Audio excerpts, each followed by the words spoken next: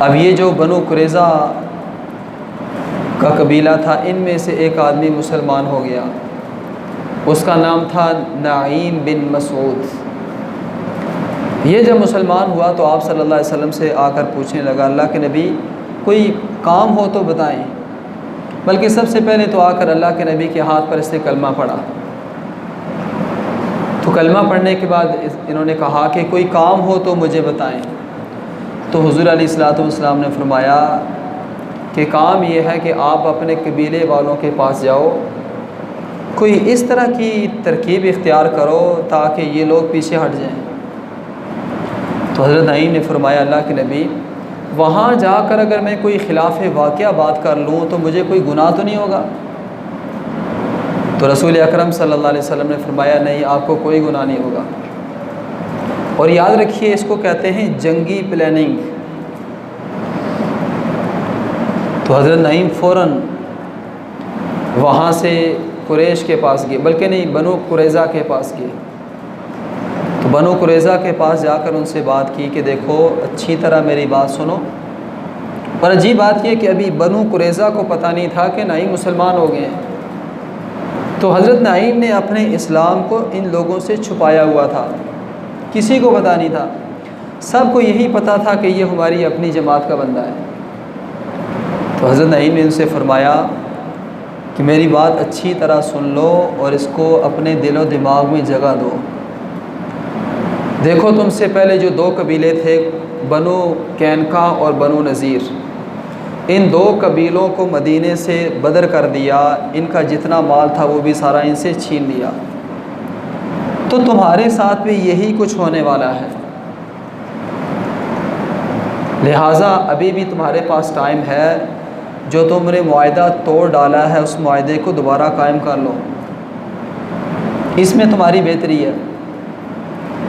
اب یہ بات جب انہوں نے سنی بنو قریظہ نے، تو تھوڑے سے وہ بھی تیار ہو گئے اس بات کے لیے، چکنے ہو گئے کہ بھئی بات نعیم کی تو بالکل ٹھیک ہے کہ اگر قریش نے ہمارا ساتھ نہ دیا تو ہم لوگوں کے ساتھ پھر وہی ہونا ہے کہ جو بنو نذیر کے ساتھ ہوا ہے،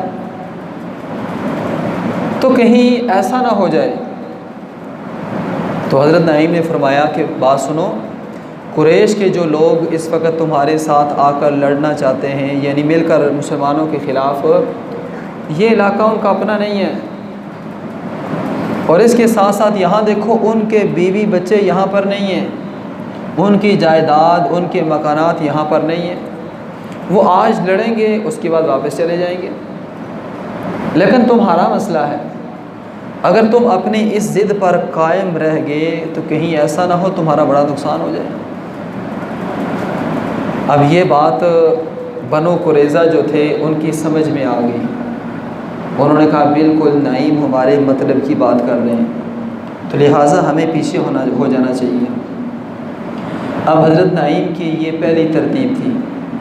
پہلی ترکیب کے بعد اب دوسری شروع کی انہوں نے، یہاں سے فوراً سیدھا قریش کے پاس گئے، جا کر ابو سفیان سے کہا کہ میری بات اچھی طرح سنو، میں آپ کا خیر خواہ ہوں، دشمن نہیں ہوں، میں آپ سے یہ بات کرنے آیا ہوں کہ اس وقت بنو قریظہ نے دوبارہ مسلمانوں کے ساتھ معاہدہ جوڑ لیا ہے، اور انہوں نے معاہدہ اس بات پر دوبارہ کر لیا ہے، رسول اکرم صلی اللہ علیہ وسلم اس بات پر راضی ہوئے ہیں کہ اس قبیلے کے 70 لوگوں کو آپ گرفتار کر کے ہمیں دے دیں، قریش کے، اور جو 70 بڑے بڑے سردار ہیں یہ تمہارے ہاتھ سے جانے والے ہیں۔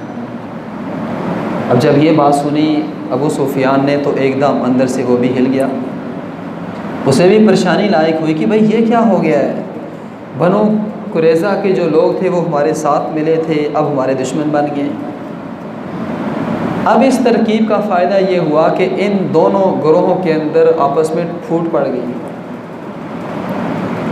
اور یہ پھوٹ ڈلوانے والے جو تھے وہ حضرت نعیم تھے۔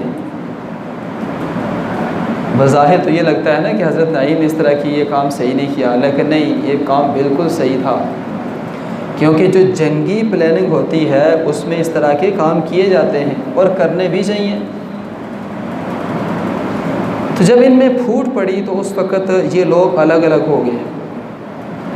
اب ان میں سے ہر ایک کو یہ تھا کہ بھئی اپنے آپ کو بچاؤ صرف۔ اب ایک رات جب سردی کا موسم تھا، کیونکہ اللہ نے اس غزوے کے اندر مسلمانوں کی مدد دو طرح سے کی، ایک بہت ٹھنڈی ہوا چلا کر، اتنی تیز ہوا چلی کہ یہ لوگ آپس میں ٹکرانے لگے، ریت ان کی آنکھوں میں پڑنی شروع ہو گئی، اور دوسرے نمبر پر بارش کے ذریعے، تیسرے نمبر پر فرشتوں کے ذریعے۔ اب کیا ہوا کہ رسول اکرم صلی اللہ علیہ وسلم نے صحابہ اکرام سے فرمایا، کون ہے تم میں سے جو آج قریش کے لشکر کی خبر میرے پاس لے کر آئے؟ تو حضرت حذیفہ رضی اللہ تعالیٰ عنہ کھڑے ہو گئے، بلکہ ایک روایت میں ہے کہ حضرت زبیر کھڑے ہو گئے۔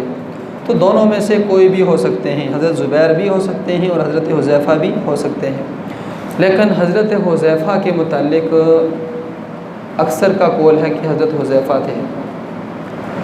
اب حضرت حذیفہ رضی اللہ تعالیٰ عنہ یہاں سے نکلے، فرماتے ہیں اتنی ٹھنڈی سردی کی رات تھی کہ میں جب اٹھا تو اس وقت میرا جسم سردی کی وجہ سے کانپ رہا تھا، لیکن اللہ کے نبی صلی اللہ علیہ وسلم کے حکم پر جب میں نے عمل کیا تو اس وقت میری جو سردی تھی وہ بالکل ختم ہو گئی۔ آپ فوراً گئے، قریش کے لشکر میں جا کر جب یہ گھسے، رات کا وقت ہے، اندھیرا ہے، اتنا اندھیرا ہے کہ ایک آدمی کو اپنے دونوں ہاتھ نظر نہیں آتے، اتنا اندھیرا ہے۔ اب جب یہ لشکر میں جا کر گھسے تو اس وقت ابو سفیان نے کہا کہ اپنے دائیں بائیں دیکھ لو، کوئی ایسا آدمی تو نہیں جو ہمارا دشمن ہو۔ اب حضرت حذیفہ رضی اللہ تعالیٰ عنہ انہوں نے جب یہ بات سنی تو پاس ان کے جو آدمی بیٹھا تھا فوراً اس کے ران پر ایسے ہاتھ مارا، تو فرمانے لگے، بھئی آپ کون ہو؟ انہوں نے کہا کہ میں معاویہ بن سفیان ہوں۔ اب دوسری طرف جو بندہ بیٹھا تھا اس کے ران پر بھی ہاتھ مارا، تو پوچھا آپ کون ہو؟ اس نے کہا میں سعد ہوں۔ یہ مسلمان نہیں تھے۔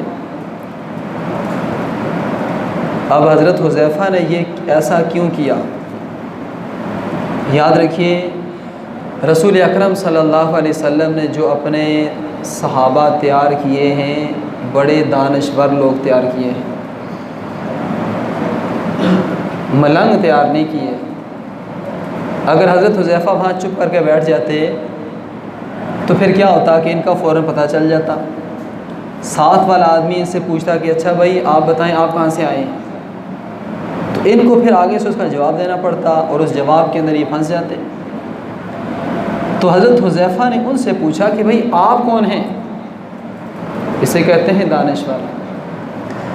تو انسان کو اس بات کا ضرور غور و فکر کرنا چاہیے۔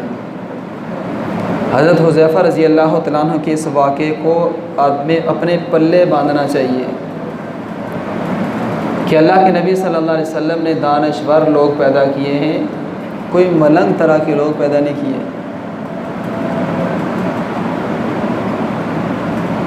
آپ بھی اپنے دائیں بائیں ضرور دیکھا کریں، اور یہ بہت زیادہ ضروری اور لازمی چیز ہے کہ جب انسان ایک دوسرے آدمی پر ایک ویسے ہی اعتماد کر بیٹھے تو بڑا نقصان ہوتا ہے۔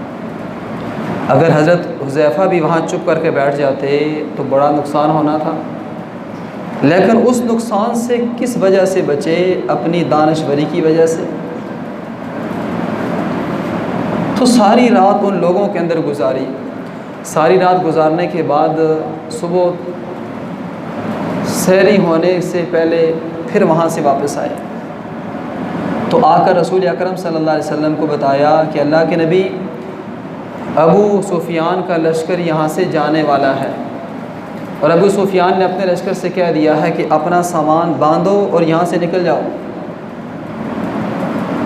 تو رسول اکرم صلی اللہ علیہ وسلم نے اس وقت حضرت حذیفہ کو دعا دی، فرمایا حذیفہ اللہ آپ سے راضی ہو چکا ہے، جو کام آپ نے اس رات کیا ہے بہت بڑا کام کیا ہے۔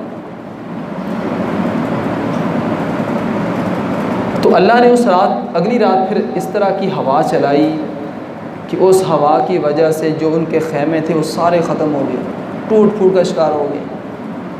اور بالآخر کیا ہوا کہ ابو سفیان اپنے سارے لشکر کو لے کر وہاں سے نکل گیا، اور حی بن اخطب جو تھا اس نے بھی وہاں سے فوراً نکلنے کی۔ اور اسی طرح بنو قریظہ کے جو لوگ تھے وہ تو پہلے ہی حضرت نعیم کی بات سن کر پیچھے ہو گئے تھے۔ تو اللہ نے مسلمانوں کی اس طرح اس غزوے کے اندر مدد فرمائی۔ حالانکہ مسلمانوں کی جو تعداد تھی صرف 3000 تھی، لیکن غیر مسلموں کی جو تعداد تھی وہ 10,000 تھی۔ ان 3000 میں کچھ وہ لوگ تھے جو منافق تھے۔ اللہ نے اس غزوے کے اندر منافق اور مسلمان دونوں کو الگ الگ کر دیا۔ منافق اسے کہتے ہیں نا جس کی زبان پر کچھ ہو دل میں کچھ ہو، اور منافق یہ کافر سے زیادہ سخت ہوتا ہے۔ اس لیے فرمایا کہ منافق کی نشانی یہ ہے کہ جب بھی وہ بات کرتا ہے تو جھوٹ بولتا ہے، گویا کہ اس کی بات کچھ ہوتی ہے لیکن اس کا جو عمل ہے وہ کچھ ہوتا ہے۔ اس طرح کے منافقین سے آج دنیا بھری پڑی ہے۔ آپ اگر ہر کھول کے دیکھیں کتاب تو آپ کو ہر طرف یہی چیز نظر آئے گی۔ کچھ اعتقادی منافق ہوتے ہیں، کچھ عملی منافق ہوتے ہیں، تو دونوں کے اندر فرق ہے۔ تو وہ جو منافق تھے وہ اعتقادی منافق بھی تھے اور عملی منافق بھی تھے۔ تو رسول اکرم صلی اللہ علیہ وسلم سے کہنے لگے ان بیوتنا عورا، ہمارے گھر کھلے پڑے ہیں، وہاں آ کر کوئی چوری کر لے گا۔ تو اللہ فرماتے ہیں وما ہی بعورا، ان کے گھر کھلے نہیں ہیں، ان یریدون الا فرارا، یہ تو یہاں سے صرف بھاگنے کی باتیں کر رہے ہیں۔ تو اللہ نے اس وقت مسلمان اور منافق ان کو الگ الگ کر دیا۔ تو غزوہ احزاب اللہ رب العالمین نے اس غزوے میں مسلمانوں کو فتح عطا کر دی، اور جو غیر مسلم تھے ان کو شکست سے دوچار کر دیا۔ اور مسلمانوں کی یہ بہت بڑی فتح تھی، کیونکہ اگر تعداد کو دیکھا جائے تو 10,000 ایک طرف، 3,000 ایک طرف، لیکن وہی بات یہ ہے کہ وہ جو 3,000 لوگ تھے ان میں سے منافقین تو نکل گئے، باقی جو لوگ تھے وہ صحیح ایمان والے لوگ تھے۔ تو آج بھی اگر مسلمان صحیح اپنے ایمان پر مضبوط ہو جائے تو دنیا کا کفر مسلمان کو شکست نہیں دے سکتا۔ لیکن بات یہ ہے کہ آج مسلمان اپنے ایمان پر مضبوط نہیں ہے۔ آپ دیکھیں کہ لوگوں کا قول کچھ ہے، ان کا فعل یہ کچھ ہے۔ تو جب قول اور فعل میں تضاد ہو تو پھر اللہ کی مدد نہیں آتی ہے۔ تو ایمان والوں کے ساتھ اللہ کی مدد ہر دور میں شامل ہار رہی ہے۔ تو آج بھی اگر تعداد میں مسلمان تھوڑے ہیں، بلکہ اس وقت تو بہت زیادہ ہیں، لیکن باقی کافروں کے مقابلے میں دیکھا جائے تو مسلمان اگر اپنے ایمان پر مضبوطی سے عمل کریں تو مسلمان کو کوئی بھی شکست نہیں دے سکتا۔ تو یہ سن 5 ہجری کے اندر یہ غزوہ ہوا، اور اس غزوے کے اندر اللہ نے مسلمانوں کو فتح عطا کی، اور جتنی بھی کافروں کی ضروریت تھی کہ یہ 4 قبیلے مل کر مسلمانوں پر حملہ کرنا چاہتے تھے، اللہ نے ان کو ختم کر دیا۔ اللہ تعالیٰ ہم سب کو عمل کی توفیق عطا فرمائے۔ وما علینا الا البلاغ۔